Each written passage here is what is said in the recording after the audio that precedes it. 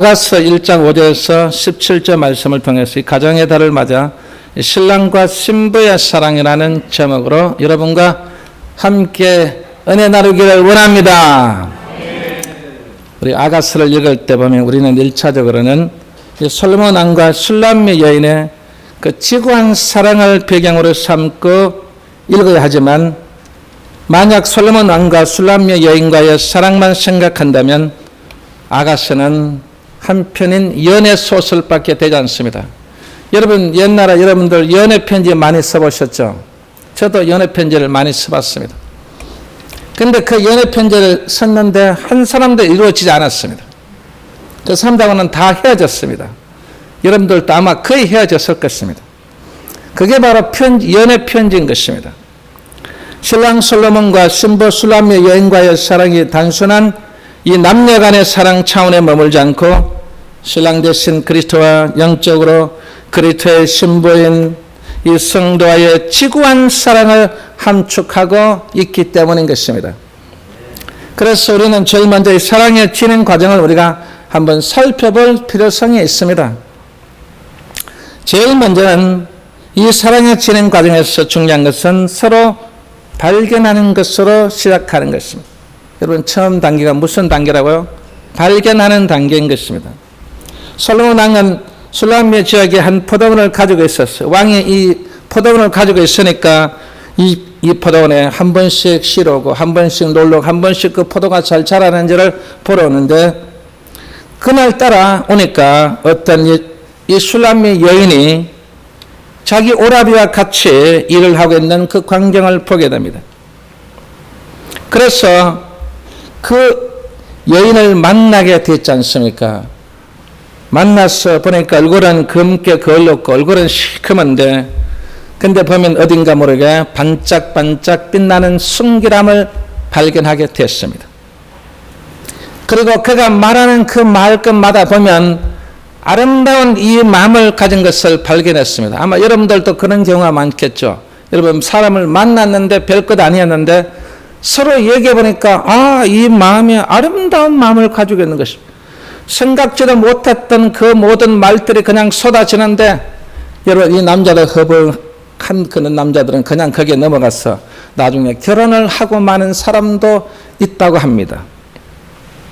그래서 사랑은 상대방을 찾고 발견하는 것에서부터 시작해서 상대방의 장점과 이 호감 가는 요소들을 발견할 때 그때야 비로소 그때부터 사랑이 싹 트는 것입니다. 그리고 사랑의 과정 그 다음 두 번째 단계는 바로 고백으로 성숙해가는 단계인 것입니다. 두 번째 단계는 무슨 단계라고 여러분? 고백하는 단계라는 것입니다. 사랑이 있어서 서로의 장점들을 말해주고 그리고 마음속에 연정을 입으로 고백하는 단계가 없다면 저 사람이 나를 사랑하는지 저 사람이 나를 어떻게 뭐 하는지 전혀 모르고 그냥 아이고 나는 너 싫다 너하고 이제 하지 않는다. 여러분 고백이라는 것은 그만큼 중요한 것입니다. 그래서 우리는 이 온전한 사랑을 발전하기 위해서는 무엇이 필요하다고 여러분? 고백이 필요한 것입니다. 여러분 고백을 많이 하십시오. 고백하다 보면 결국은 어떻게 그 연정을 느끼고 그리고 온전한 사랑으로 발전할 수 있는 것입니다. 아마 요즘 이 청년들은 아마 결혼하면은 아마 우리보다는 훨씬 더 아마 제가 봤을 때는 10배, 100배 정도로 아마 고백할 것입니다. 자기야 사랑해, 사랑해. 아침에도 사랑해, 점심에도 저녁 오늘 점심 잘 먹었나? 사랑해. 그래 여러분 하루 종일 사랑해. 그러니까 여러분 그런 사랑이 계속해서 어떻게 해요? 지속되고 그 사랑을 통해서 요즘 이렇게 이혼이 많은데 여러분은 이혼하지 않고 이렇게 살아가는 것 보면 정말 그런 것들이 발전됐다라고 저는 생각합니다. 그래서 오늘 이 본문에서 보니까 솔로몬과 이 슐람미 여인은 열정적이고 순수한 사랑 고백을 서로 교환했습니다. 한쪽만 고백하는 것이 아니고 서로가 고백했습니다. 어떻게 고백했습니까? 먼저 솔로몬 왕이 그래도 남자니까 이 남자가 여인의 아름다운 자태를 준마로 여러분 오늘 본문 9절에 나와 있지 않습니까? 준마로 표현했습니다. 그리고 10절에 가면 두 뺨과 목에 대해서 칭찬했습니다. 이것은 왜 먼저 준마를 말하는지 아십니까? 바로 이 애굽에 선 준마는요 우리는 젊음을 나타내는 것입니다. 이 준마를 보면 젊음이 있습니다. 여러분 말이 축 처져가지고 달리는 것보다는 준마처럼 절맘처럼 막 한번 막 힙부를 흔들어 가면서 막 여러분 그 달리는 그 준마 여러분 보세요. 여러분. 그게 여러분 바로 준마를 나타내는 것입니다. 절맘을 나타내는 것입니다. 그리고 이 순박한 야성미는 무엇을 나타내지 않습니까? 바로 목에 대해서 말하는 것입니다. 여인들의 이 목이 어떻게 하고 이 여인들의 목이 길면 여러분 어떻게 여러분 바로 그 야성미가 나타난다고 하지 않습니까? 목이 착 붙어 있으면 야성미가 안 나타나는데 목이 그래도 착 끊어지면 아이고 저 애는 보니까 야성미가 흘러 넘치네. 여러분 그래서 그 목이 여자들에게는 중요한 것입니다. 목이 중요하기 때문에 목에다 뭘 겁니까 여러분? 남자는 별로 이 목걸이를 목에 글을 하지 않는데 여자들은 목에다 글을 겁니다. 왜 그럴까 여러분? 내 목을 좀 많이 봐줘 있어. 내 목을 어떻게 하는 내 목을 좀 많이 보고 내 목이 이렇게 깁니다. 여러분 그래서 우리는 정말 이 솔로몬 왕의 남자로서 그 여인에 대해서 여러분 이렇게 보니까 여러분 진짜 이 여인이 젊게 보이고 젊어 보이는 것도 어떻게 싱싱하고 뭔가 모르게 활기가 넘쳐나게 이렇게 소개를 하고 있고 그리고 그의 순박한 야성미를 이 솔로몬이 칭찬을 하고 있는 것입니다. 그리고 나니까 이 신부 역시도 신랑을 몰약향랑 이 몰약향랑 13절 나와있죠. 몰약향랑인 것은 아름다운 향기를 바라는 것입니다. 솔로몬이 얼마나 아름다운 향기를 나타내는지 저는 모르지만 그러나 이 술람의 여인이 봤을 때는 이 신랑인 왕이 보니까 진짜 말만 몰약향랑이다. 아름다운 향기를 나타내고 그리고 14절 엔게디 포도원의 고벨화를 말하겠습니다. 여러분 이 고벨화는요 여러분 바로 우리가 말하는 아름다움을 뜻하는 것입니다. 왜 여기서 아름다운 것을 뜻하는지 모르지만 그러나 이 솔로몬 왕을 볼 때 진짜 남자지만 그러나 아름답게 보이고 그리고 순수한 향기가 나타나는 것입니다.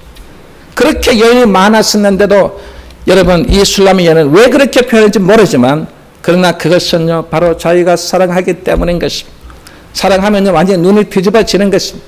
부모가 하지 마라 해도 여러분 다 하게 돼 있습니다.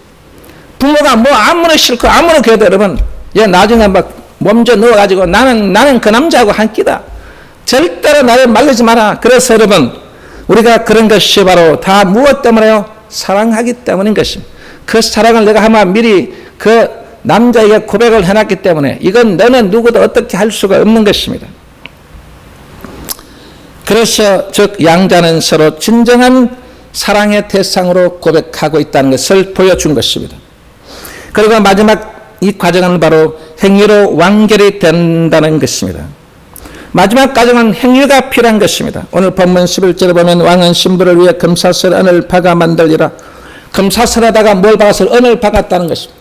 여러분 금을 뭐합니까? 나는 변치 않는데 나는 너를 그렇게 절대로 변치 않고 너를 사랑한데 그리고 거기에 사랑이 나는 은을 거기다 딱 집어놨기 때문에 내가 너를 변치 않고 너를 사랑한다는 뜻입니다. 여러분들도 정말 주님의 말씀대로 살아가면서 우리의 신랑 되신 주님과 함께 살아가는데 여러분들도 금과 같이 금에다가 여러분 은을 딱 박아서 여러분 이 솔로몬 왕처럼 여러분도 그런 변함없이 주님만을 살아갈 수 있는 여러분들 다 될 수 있기를 주 이름으로 축원합니다. 오늘 신부 역시도 보니까 12절 보니까 나도 기름이 향기를 품어냈구나. 나도 무엇을요 기름이 향기를 품어냈다. 여러분 이 기름은 계속해서 향기를 품어내는 것입니다. 이곳에 가도 향기를 나도 저곳에 가도 향기를 품고 온 곳에 가도 향기를 품는 것입니다. 그 향기가 모든 사람들에게 그 향기를 하는데 그중에서 특별히 자기가 사랑하는 누구요? 사랑하는 남편 될 사람에게 말하는 것입니다. 그래서 그 사랑의 마음이 계속해서 많은 사람에게 전달되지만 그러나 그중에서도 나는 가장 내가 사랑하는 이 남자에게 그 사랑의 귀한 것들이 계속해서 여러분 막 퍼져나간다는 그 뜻을 지금 고백하고 있는 것입니다. 이렇듯 사랑은 고백하는 차원에만 머무르지 않고 그 고백들을 입증시켜줄 신실한 행위가 반드시 뒤따라야 된다는 것을 보여준 것입니다. 이제는 신랑 신부가 아름다운 사랑을 하는 그 단계 속에서 과연 그 신랑 신부가 아름다운 그 사랑을 하려면 제일 먼저는 서로 진정한 사모함이 있어야 됩니다. 여러분 무엇이 있어야 된다고요? 사모함이 있어야 됩니다. 두 사람 사이에 이 사랑이 결실하려면 어느 한쪽의 일방적인 사랑이 아니라 서로를 극진히 사모함이 있어야 된다는 것입니다. 이 스탕달의 연애를 보면 저 사람과 가까이 하고 싶대. 그러면 얼마나 행복할까라고 상대방을 향한 사랑하는 그 연인들의 마음이 표현되고 있는데, 이것은 결코 육체적인 쾌락만을 추구하고자 하는 욕정이 아니라 서로에게서 진실한 마음과 사랑을 느끼고 접근하고자 하는 열망인 것입니다. 여러분, 여기서 우리가 욕정과 열망에 대해서 잠깐 우리가 살펴봐야 됩니다. 왜냐하면 우리는 욕정으로만 살아가는 사람들이 너무나 많기 때문인 것입니다. 여러분, 욕정이 뭡니까? 바로 이성에 대한 육체적 욕망을 말하는데, 이 육체 욕망을 말하는 세 뜻이 나오는데, 첫째는 뭐냐면 그리드라는 뜻이 있습니다. 이 그리드라는 것은 뭐냐면 이성에 대한 바로 탐욕은 탐욕. 이성에 대한 어떤 사랑이 무엇이 들어가 있다고요? 탐욕이 들어가 있다는 것입니다. 그런 탐욕적인 사랑은 바로 이 땅에서 없어져야 될 점이 있습니다. 그런 사랑을 하다 보니까 문제가 생기는 것입니다. 그리고 두 번째는 뭐냐면 바로 이 에버리스. 이 에버리스라는 것은 이성에 대한 허욕인 것입니다.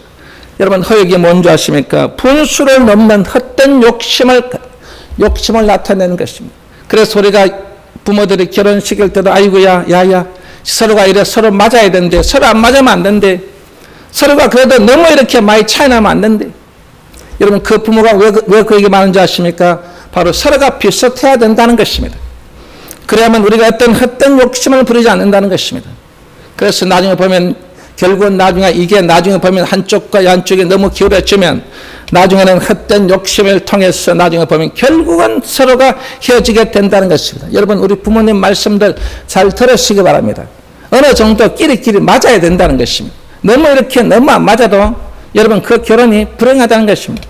여러분 보셨죠? 여러분, 우리 큰 대기업에서도 보면은 이 삼성가에 쉽게만 따라하고 여러분 직원하고 결혼한다고 했을 때 저는요, 저 사람들 오래 못 간다고 했습니다. 왠지 아십니까? 여러분, 그 직원하고 여러분 그 사람이 사랑하는 그 사람이, 물론 그 사랑은 처음에는 사랑이 불타오를 때는 불이 붙어 있지만, 그러나 그것도 여러분 잠시밖에 되지 않습니다. 그것으로 여러분 사랑으로서만 살아간다고 하면 그것은 완전히 과오입니다. 그런데 여러분 보세요. 결국은 헤어지지 않습니까? 그래서 여러분은 이 분수를 넘는 헛된 욕심을 부리지 말아야 돼요.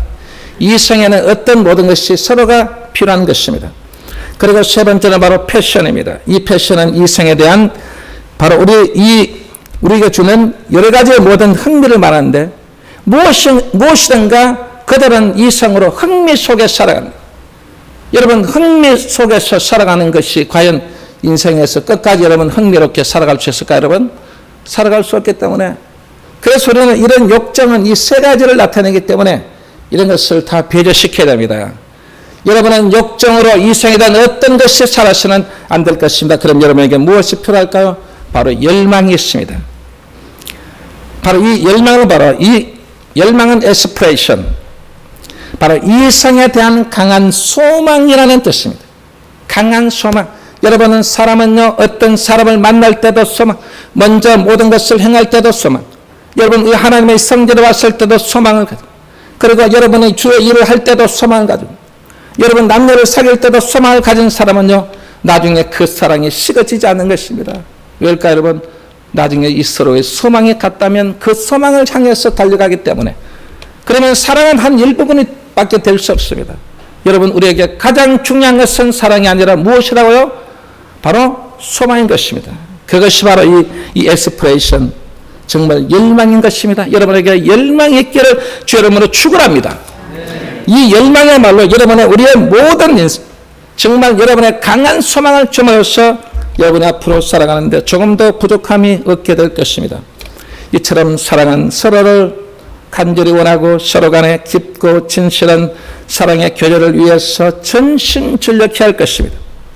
술람미 여인과 솔로몬 왕의 이 사랑은 결국 우리와 주님과의 사랑과 연결시켜서 진정 사모하는 마음이 있어야 깊고 진실한 영적인 교제를 나눌 기회를 얻게 된다는 것을 보여준 것입니다. 그리고 그 다음은 아름다운 사랑을 하려면 서로 아름다운 향기를 풍겨야 된다는 것입니다.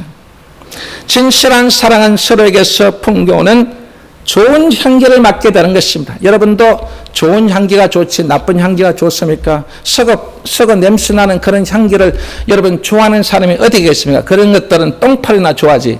우리 사람은 그런 것을 절대로 좋아하지 않습니다. 사랑하는 여인은 서로의 부드러운 은행과 따뜻한 태도에서 자신을 진실로 사랑하고 있다는 마음의 향기를 맡는 것입니다. 사랑하는 사람을 향한 이 따뜻한 마음과 행동에서 발해지는 아름다운 향기는 아름다운 사랑을 더욱 깊어지게 하는 것입니다. 이와 같이 그리스도에 대한 성도들의 사랑도 향기가 있어야 됩니다. 그리스도께서 살아가는 우리에게 진리와 생명의 향기를 전해주셨듯이 그분을 사랑하는 우리 역시 사랑의 향기를 발해야 될 줄 믿습니다. 그리스도의 마음을 품고 아름다운 생명의 향기를 전할 수 있어야 한다는 것입니다. 여러분 우리 모두 함께 그리스도의 마음을 품으십니까? 그러면 아름다운 생명의 이 향기를 정말 우리 모두도 함께 전할 수 있는 여러분들이 되어야 될 줄 믿습니다. 그리고 세 번째는 아름다운 사랑을 하려면 서로 솔직함이 있어야 한다는 것입니다. 솔직함. 진실한 사랑은 서로의 약점이나 허물을 감추는 데 있는 것이 아니라 솔직하게 고백하고 이해하는 데 있다라고 했습니다. 이 술람 여인은 자신의 약점을 고백했습니다. 나는 검은 피부입니다. 그리고 미철한 포도는 직입니다. 그리고 자신의 그 약점을 감추지 않고 그는 그대로 고백했던 사람입니다. 이런 순수함과 그리고 정직함을 여러분 이 왕도 기뻐했지만 하나님께서도 기뻐하신다는 것입니다. 여러분의 있는 모습 그대로 내 모습 이대로 주님께 바치십시오. 주님의 어떤 모습이든 상관없이 주님은 여러분을 기뻐하실 것입니다. 그래서 시편 84편 11절 말씀 보면 정직한 자는 하나님의 좋으신 것을 누리게 된다라고 말씀하셨지 않습니까? 마지막으로 그리스도와 성도와의 사랑의 참 모습입니다. 여러분 오늘 이 시간에 이제 저는 오늘 이 솔로몬 왕과 술람의 여인의 정말 신랑과 신부의 그 모습이 곧 오늘 우리에게 정말 그리스도와 여러분의 신랑 신부의 모습으로 오늘 귀한 이 사랑의 참 모습을 발견할 수 있는 여러분들 다 될 수 있기를 주 이름으로 축원합니다. 그 사랑은 제일 먼저 순수한 것입니다. 오늘 본문 5절 7절 오늘 본문을 여러분 꼭 한 번 더 집에 가셔서 읽어볼 필요성이 있습니다.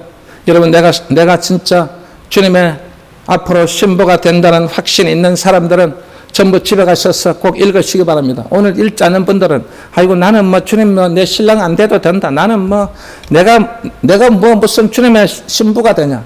그렇게 생각하신 분은 안 읽어도 되지만 그러나 내가 주님의 나는 신부로서 나는 앞으로 그렇게 살아가겠다라고 하는 사람은 반드시 오늘 가셔서 한번 5절부터 17절을 읽어보시면 여러분 우리 주님의 그 신랑 되신 주님의 그 마음의 뜻이 무엇인가를 알게 될 것입니다.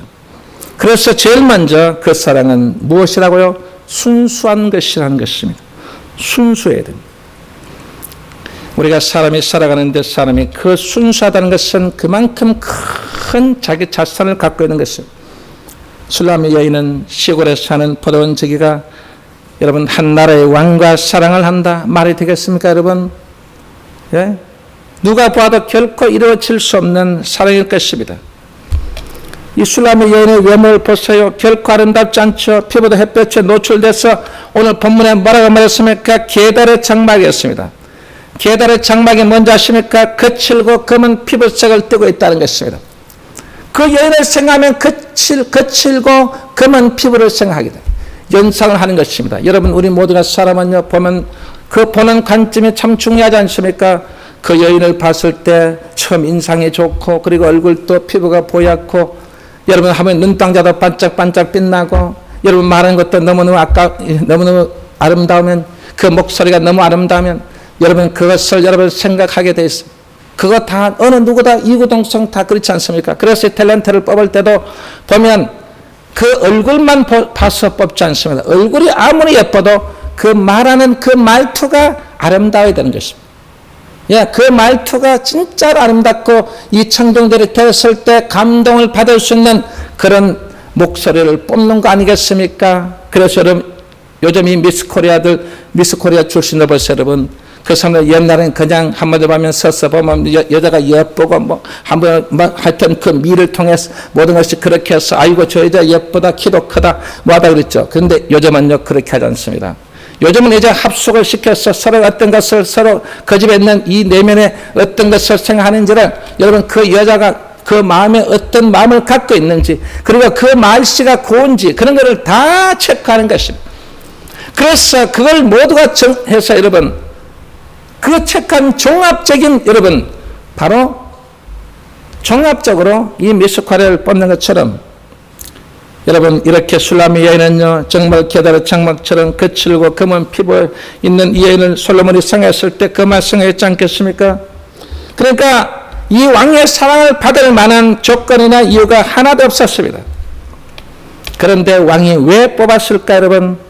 바로 그는 미모나 신분이나 배경 이 모든 것을 해서 그 여인의 전 인격 전체를 종합해 봤을 때 이 여인은 내 신부가 될 자격이 있다는 것을 나타낸 것입니다. 여러분 그러니까 여러분 얼굴만 예쁘다고 여러분 자랑하지 마세요. 여러분 말씨만 예쁘다고 자랑하시면 안 됩니다. 여러분 얼굴 튀튀하고 얼굴이 끙끙 그래도 여러분 모든 면에서 봤을 때 전 인격 자체 걷는 그 모습이나 그 모든 것들을 다 봤을 때 이 전 인격 자체를 보고 솔로몬이 누굴 뽑았어요? 이 술람의 여인을 뽑은 것입니다. 성도를 향한 그리스도의 사랑도 그렇습니다.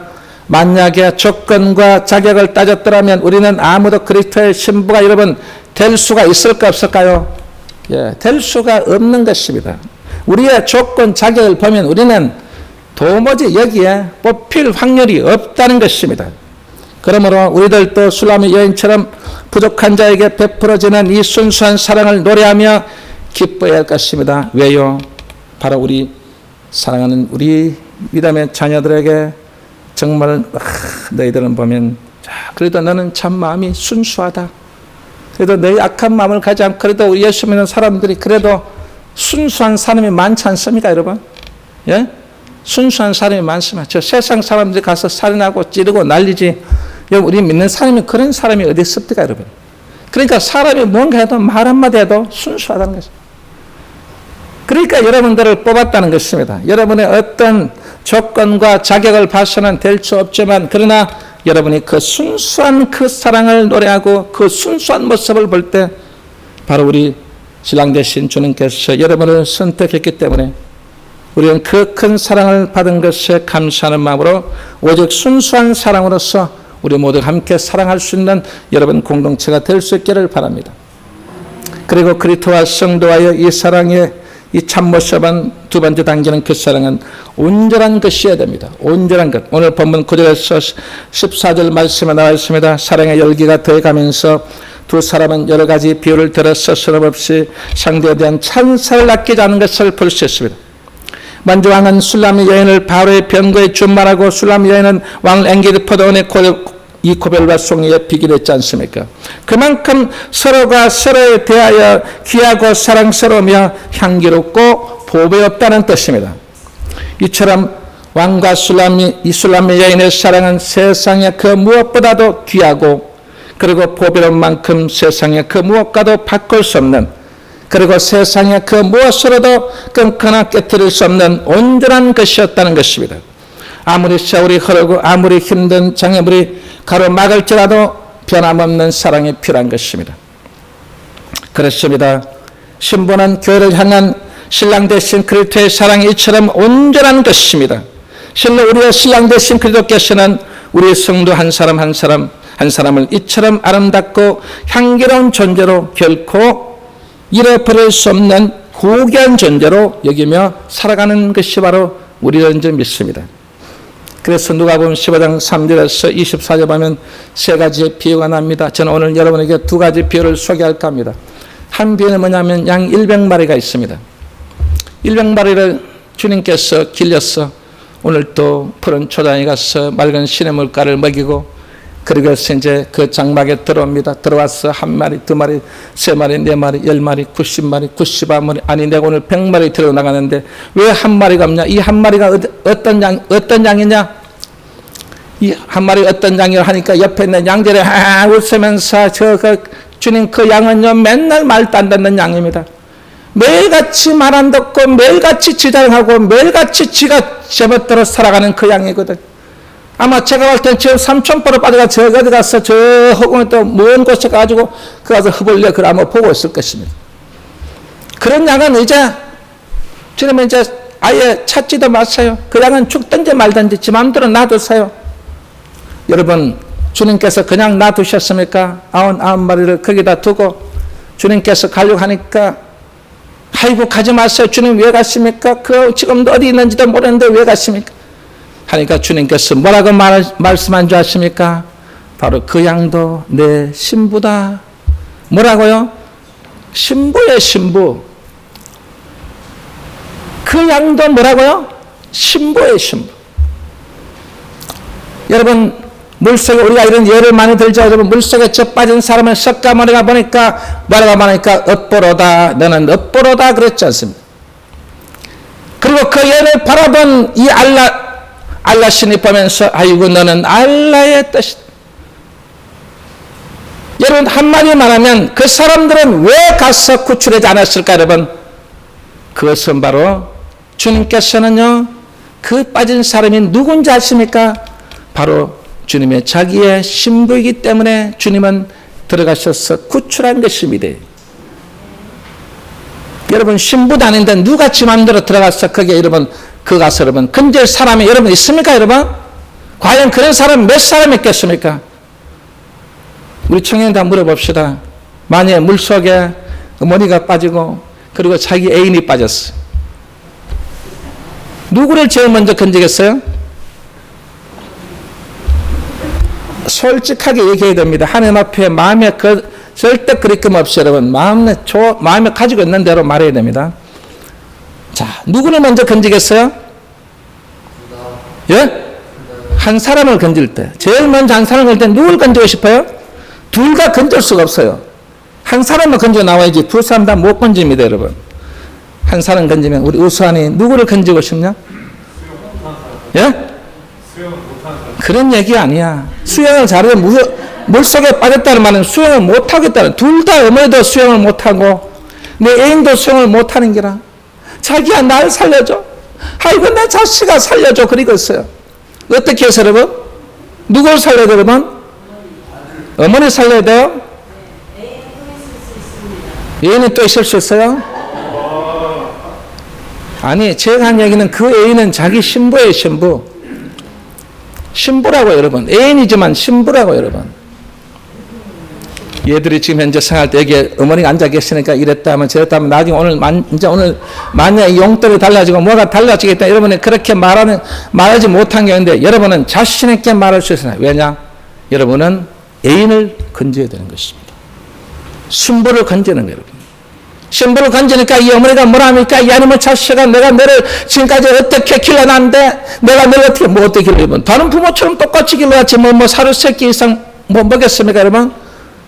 여러분 특별히 길렀다는데 우리 할머니 내 제보고 맨날 니네 엄마 특별히 길렀다. 제가 아무리 특별히 길렀다고 했는데 내가 아무리 생각해봐도 하루에 새끼 밥 주고 여러분 용돈도 여러분 달라고 눈물 흘려야 여러분 예? 용돈 줬던 그 할머니가 무슨 특별히 길을 때 근데 보니까 특별히 길른 게 아니에요 여러분. 다른 부모도 그렇게 다 길렀더라고요. 그러니까 이 부모가 막 아들 욕하는 그때 이 아들이 한마디 합니다. 엄마 지금 엄마 이 후손이 중요하지 않냐? 이 신부는 내하고 같이 앞으로 우리 가정에 이 후손의 대를 이을 사람이 돼. 그 대를 이으려면 어떻게 해요? 여자가 있어야 되지 않습니까? 엄마가 있어야 됩니까 여러분? 엄마가 있어서 무슨 손자를 낳습니까? 그러면 이 어머니는 그냥 물속에서 그래 먼저는 누구라고? 그래 며느리다. 어머니가 전혀 말을 못하는 것입니다. 그게 여러분 왜 그럴까요 여러분? 자기 신랑이 신부를 구출하는데 그거는 어느 이유도 없습니다 여러분. 여러분 어머니라고 하시면 안 돼요 여러분. 그것은 성경적이지 않습니다. 왜? 예수님께서도 여러분 우리가 신부이기 때문에 여러분 물속에 빠졌을 때도 우리가 신부니까 우리를 건져주었고 여러분 내가 진짜 불속에 있을 때도 내가 신부이기 때문에 나를 건져주셨고 사자굴을 속에서도 내가 신부이기 때문에 건져주신 것입니다. 이것은 신부가 아니고서는 나를 건져줄 리가 없습니다. 주님과의 아무런 관계가 없다면, 신부의 관계가 아니라면 여러분 절대로 우리가 건져줄 수 없습니다. 그래서 주님께서는 그 잃어버린 그 한 양을 찾아간 것입니다. 그래서 그 양이 가서 보니까 진짜 울고, 한마디로 말하면 어디에 완전히 사경을 헤매고 있는 그 양을 찾았을 때 주님께서 마음속에, 그래 너는 그래도 너는 말 안 들어도, 넌 이렇게 많은 이런 이렇게 고집부리고 이렇게 지 맘대로 고집불통을 틀어도 여러분 너는 뭐라고요? 너는 나의 신부라는 것입니다.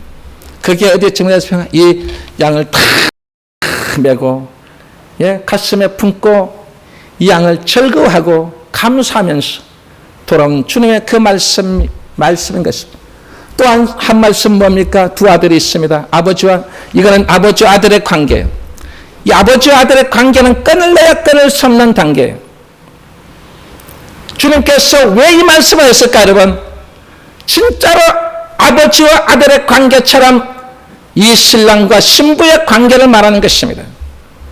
그런데 이 한 아들이 저는 아버지 집에서 못 살겠어. 도저히 제가 아버지의 능력 보니까 별것 아니고 아무것도 아닌 것 같았어. 저는 제 마음대로 가서, 저도 가서 내가 훌륭하게 나도 출세해서 나도 한번 진짜 한번 짱짱하게 한번 살아보려고 합니다. 그러니까 아버지는 마음이 없었지만 그래도 아들이 저렇게 간곡하게 말하니까 그래서 허락을 해 주었습니다.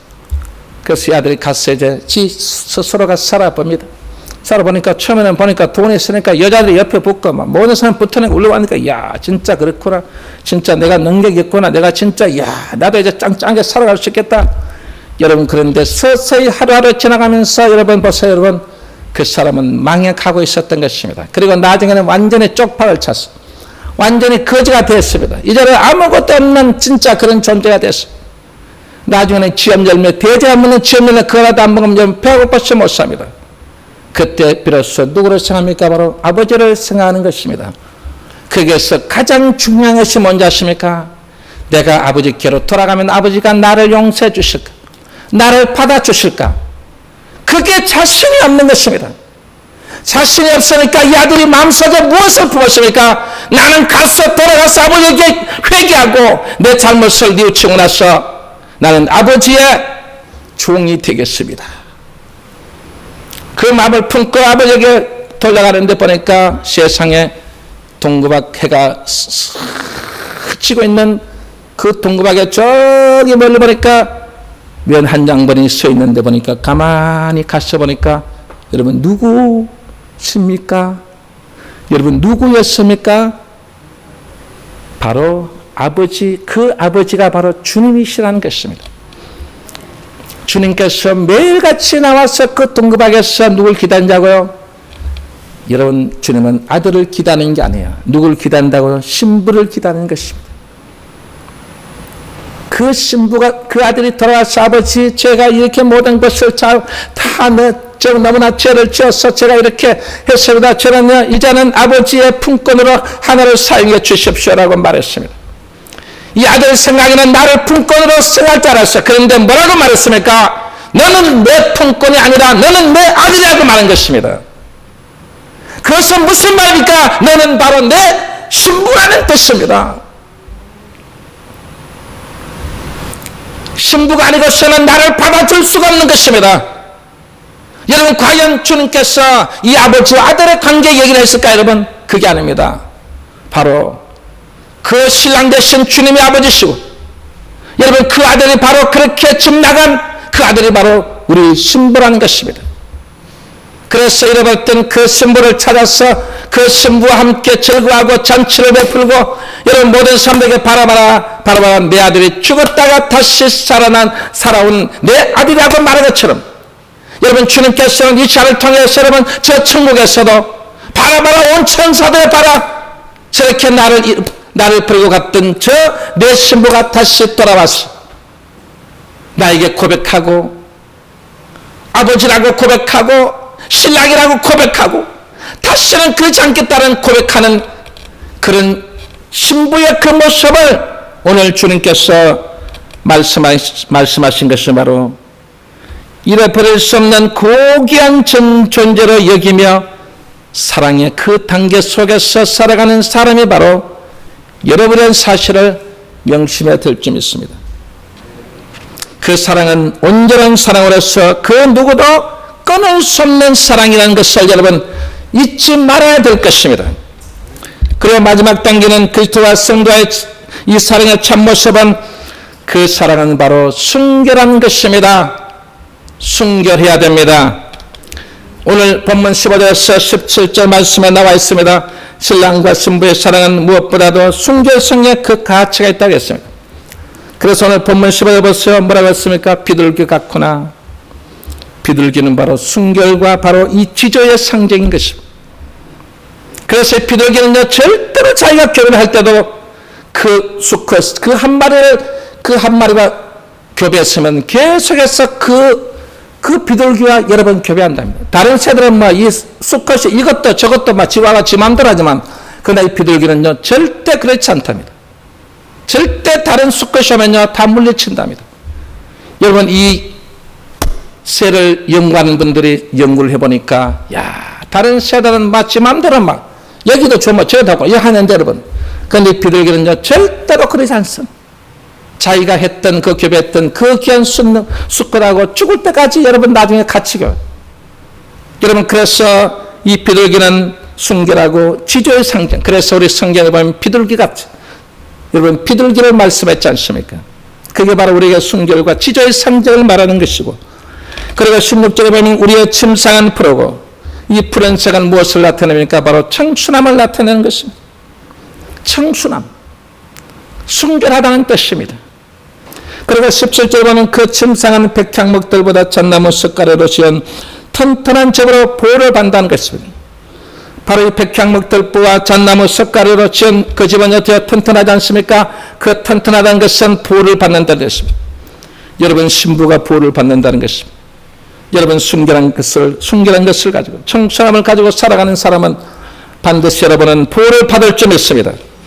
이는 그 순결을 누구도 범하거나 해칠 수 없음을 뜻하는 것입니다. 이런 점에서 아가서에는 신부의 순결을 잠금 동산, 그리고 덮은 우물, 봉안샘, 그리고 이 방패 달린 망대, 그리고 성벽으로 표현했습니다. 신부에게 있어서 순결한 생명보다 소중하고 귀한 것임을 우리에게 나타내 보여주신 것입니다. 사랑하는 성도 여러분, 장차 신랑 되신 그리스도를 맞이할 신부된 우리들은 무엇보다도 무엇이 필요하다고요? 순결이 필요한 것입니다. 주의 순결한 신부가 되리라. 내 생명 주님께 드리리. 여러분, 우리는 주의 순결한 신부가 되야만 내 생명을 주님께 드릴 수 있습니다.